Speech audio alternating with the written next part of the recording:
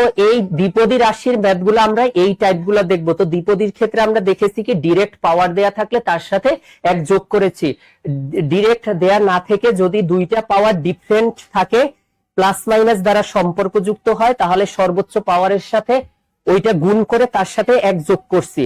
আর দুইটা পাওয়ারই যদি সেম হয়, যে কোনো একটা পাওয়ার ধরে ওই উপরে যদি আরো দুইটা থাকুক তিনটা, সবগুলো গুণ করে তার সাথে এক যোগ করে বের করেছি। এবার আমরা নরমাল এক্সপ্রেশন স্বাভাবিক রাশির সাহায্যে আমরা দেখব। সেটা হচ্ছে একটি রাশিতে আমরা বলছিলাম যতটা ক্রিয়াসূচক প্রতীক থাকে, মানে যতটা প্লাস ও মাইনাস চিহ্ন থাকে ততটাই কি হয়, পদ সংখ্যা হয়। তাহলে একটু ঠোঁটটা নাড়ান। একটি রাশিতে যতটি প্লাস ও মাইনাস চিহ্ন থাকে ততটি পদ সংখ্যা হয়। তাহলে এই রাশিতে পদ সংখ্যা কয়টি আছে? আপনার মনের মানুষ অবশ্যই থাকবে, 3 বলছে না, 3 থাকবে।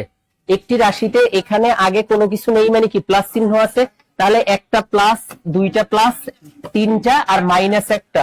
তাহলে এই রাশিতে কতটি পদ সংখ্যা হবে? 4টি পদ সংখ্যা হবে।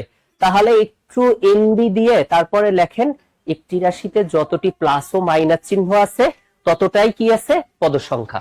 তাহলে একটি রাশিতে যতটি প্লাস ও মাইনাস চিহ্ন থাকে ততটিই কি হয়, পদ সংখ্যা হয়। আচ্ছা, তাহলে পরের ম্যাথটা ইনশাল্লাহ আমরা আশা করব সবাই আনসার দিবেন, ঠিক আছে?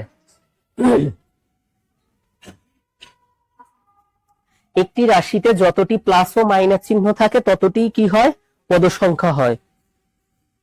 এইখানে বসেন। একটি রাশিতে যতটি প্লাস ও মাইনাস চিহ্ন থাকে ততটি কি হয়, পদ সংখ্যা হয়।